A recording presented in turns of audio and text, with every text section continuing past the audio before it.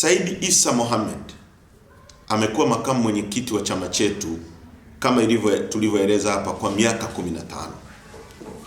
Said Issa Mohamed katika kipindi chote ambacho alikuwa kiongozi na mwenyekiti akiwa Mheshimiwa Freeman Mbowe hakuwahi kulalamika, na bahati nzuri mimi katika kipindi chote hicho nimekuwa naye kwenye kamati kuu. Nimekuwa kwenye kamati kuu kwa zaidi ya takriban miaka 13. Ni katika vipindi vichache tu vya miezi kadhaa ndio sikuwa kwenye kamati kuu.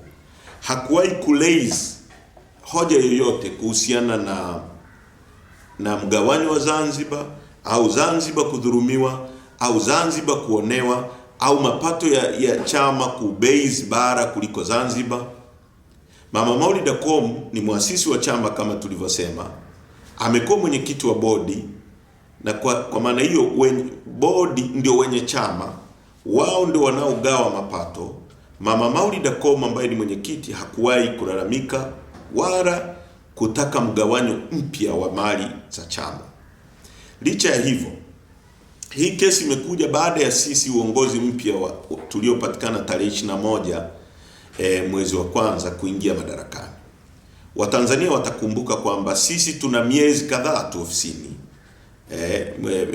Tulichaguliwa tarehe 21, kufika mwezi wa 3 wakamkamata mwenyekiti. Ina maana mwenyekiti amekaa kwenye madaraka akiwa nje kwa chini ya miezi miwili tu, na sasa leo unaweza kusema ni takriban miezi 4 na sehemu tuko kwenye uongozi. Tangu tuingie madarakani hatujawahi kununua wembe au hata kijiko ambacho tungestahili kuwagawia Zanzibar, labda ionekane tumewagawia kwa kupendelea bara. Hatujawahi kuangalia mgao upya, labda redistribution, labda mtu angesema kwamba sasa tumeingia uongozi mpya umebadilisha mgao ulivyokuwa unaenda.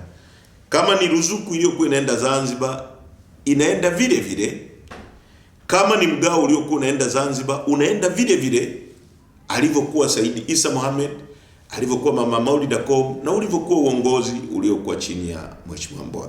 Sana tulichofanya, kuna magari ambayo yalitolewa au gari iliyotolewa kwa ajili ya Zanzibar, na kwa sababu lilikuwa linatumiwa na aliyekuwa naibu katibu mkuu Zanzibar huku bara na akawa analitumia huku, sisi tumeamuru, uongozi mpya umeamuru livuke liende Zanzibar, litumike likiwa Zanzibar, kwa sababu naibu katibu mkuu aliyekuwa huku, aliyekuwa wa Zanzibar ni kama alikuwa anakaa